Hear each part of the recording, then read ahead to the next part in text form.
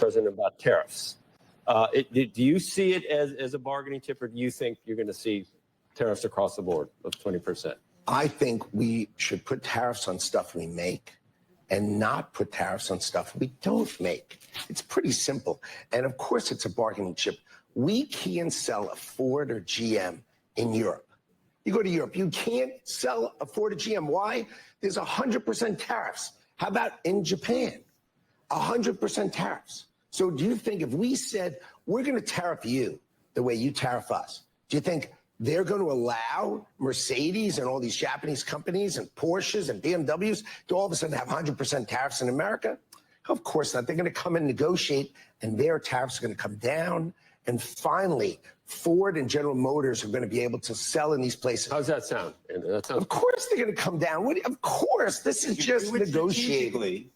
It absolutely makes sense. If you do it strategically, if it's across the board, it creates a real problem. And the question is whether you believe the president is going to do it strategically or across the board. He keeps saying it across the board. Well, So that, for me, I think is super interesting because most people don't understand these at all. I'll admit, I think tariffs are a somewhat complicated issue. This is not something that I talk about every day.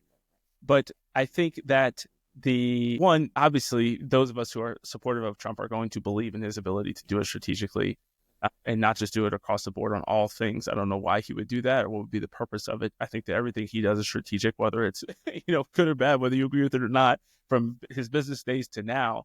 But I also think that the biggest thing for me with Trump, especially in his first term, was it felt like somebody with common sense got into the Oval Office and saw, wow, America has so many crappy deals around the world, and we foot the bill for so many things, and we fight the wars, and we're the world peacekeeper, and we're the biggest member of every organization we're a part of, financially, and even just power and influence-wise.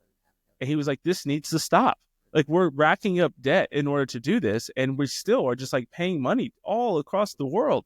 And he's like, we're just getting bad deals in so many places. And this to me felt like one of them. And nobody knows about that, right? Nobody knows. You go to Europe. Yeah. Why don't you see Ford and Chevys all over the place? Just like you see those kinds of cars here. Like we see Toyota. I mean, I drive a Toyota here in the United States. We have Toyotas all over, all these Japanese cars, Hondas. Why do you see Chevy Malibus the same way you see Camrys in Tokyo? Probably not. So yeah, what is kind of your take on the tariff conversation? Yeah. So one thing I think to keep in mind with Trump, he says a lot of things, right? He's always saying things, sometimes better than others. When he actually follows through on things, they usually turn out well for our country. Like if you really want to go in and dig into what he actually does. And I think, that's a hard thing for people who just listen to the news to get to, because you don't get that from them. You just get like the latest thing he said, and he says some dumb things, right? Like I'm all on board with that. He says some really dumb things. But I don't actually even think he ever said tariffs across the board. I think people just sort of took that and ran with it and started throwing out percentages of how much our economy was going to be inflated and things like that, because it went so well the last 4 years. But yeah, I think, he makes a lot of sense of we're not going to just tariff everything. There's going to be certain things that we're going to do. And I think the other thing to keep in mind is that Trump is not actually sitting at that desk making every minute decision of what happens in the country. Now, it all filters back to him as like the final say, so he gets all the credit or all of the blame for whatever it is. But he's got people around him, right? Like he's going to have a guy who's in charge of finances, in charge of the budget. Like he's going to have a whole lot of people working with him. And that's just because there's way too many issues for him to sit and personally say, like, this is the nitty gritty of the percentage we're going to do for this or that. Now, does that mean he's not really involved? I'm sure he is, especially because the finances is like his thing, right? He's a businessman. That's like, I'm sure he's very involved in those decisions. But I don't think that, as much as people think he is just going to do whatever he wants, he seems to listen to counsel, in my opinion, because maybe not when he's just like shooting off at the mouth, but he does in like his actual policies, because he has changed policies or said like, oh, I realized that didn't make sense or whatever. So I think he's more open to that than you think. But again, like he's not going to be the one sitting there making all the minute decisions of what we're going to tariff. That being said, I don't think it's a great long-term strategy. Like, I don't think you want to be like tariffing countries into oblivion. It doesn't like make sense. But exactly what he said makes sense, right? If we make it here, don't tariff it. If you don't, then tariff it. is a negotiator, and people kind of think that one of the things that I think is a perk about him is you don't really ever know what he's going to do. Like, he is a little bit of like a wild card, and people don't like that, but that scares other countries, right? So they're going to be open to what you have to say because they really don't know if you're going to actually do. Did you see the whole thing with the kind of tie it back in, I guess, to the Colombia deportation situation? Yep. So I was just about to bring that up. Yep. I also had that queued up. Yeah, let's see it. Let's see it. That's like a perfect merge of these two things. And this is awesome. It's some British news site that's covering this here. We'll just watch like a minute of this one. Donald Trump's mass deportation came to a house in Chicago yesterday where police took 2 men into custody, part of a wide-ranging crackdown across the Windy City as the new president makes good on his promise to round up and kick out alleged illegal migrants and send them home to countries across Latin America.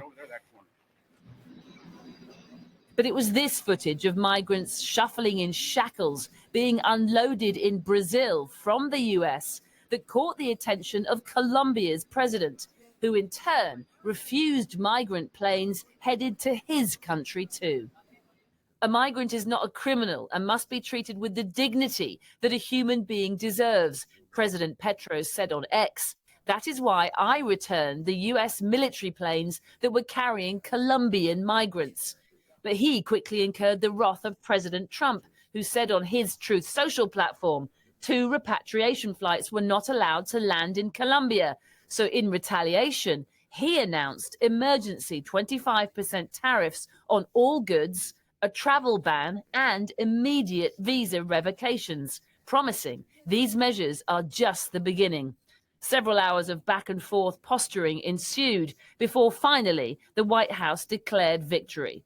The government of Colombia has agreed to all of President Trump's terms, the press secretary said. Today's events make clear to the world that America is respected again. It's incredible. I mean, the fact, the hidden gem, I think, in her kind of wrapping it up there towards the end is after a few hours of tensions, a few hours. Like, it's hard to imagine and really like comprehend how fast that happened. Like, it was in the span of just enough time for the AOCs and like Harry Sizon or whatever that little like Democratic influencer's name is.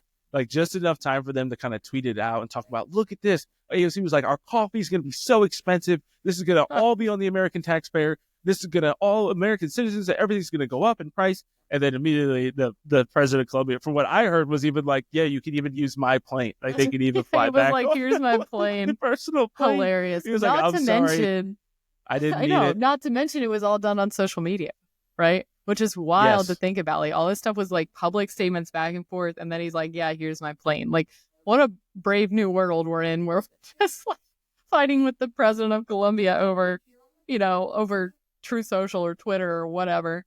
Yeah, super funny. Not to mention with the AOC situation, I think we would all deal with like a little bit more expensive coffee if it meant like getting, criminal activity under control. It's just funny the things women that are they're being like burned on the subway. Right.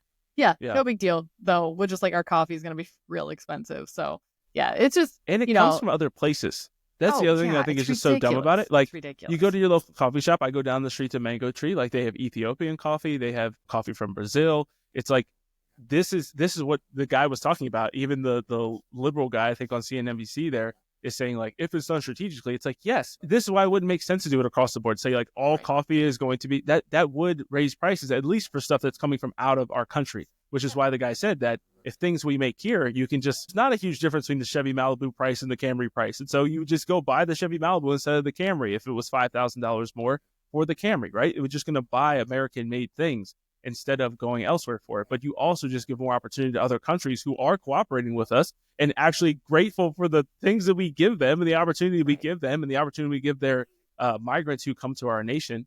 And so, yeah, it's just a silly thing. But I just thought it was beautiful that in the first week, you got to see an example of tariffs laid down. Yeah. It was like 25%. In a week, it's going to 50, which is like I'm not waiting all month for this. This isn't going to be a 2025 battle.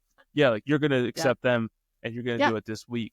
And he's a great negotiator. Those Colombians enjoy their homeland. Yeah, I think that he's a great negotiator in that people think people always think he's going to war, right? Like he's threatening. Well, that's, peace through strength, right? Like he's just throwing things out there, and he is going to negotiate financially before anything else because that's what he knows. And it works. Money talks, and we are, like it or not, we're funding every country in the world apparently in some form or fashion. So, they don't want to lose that.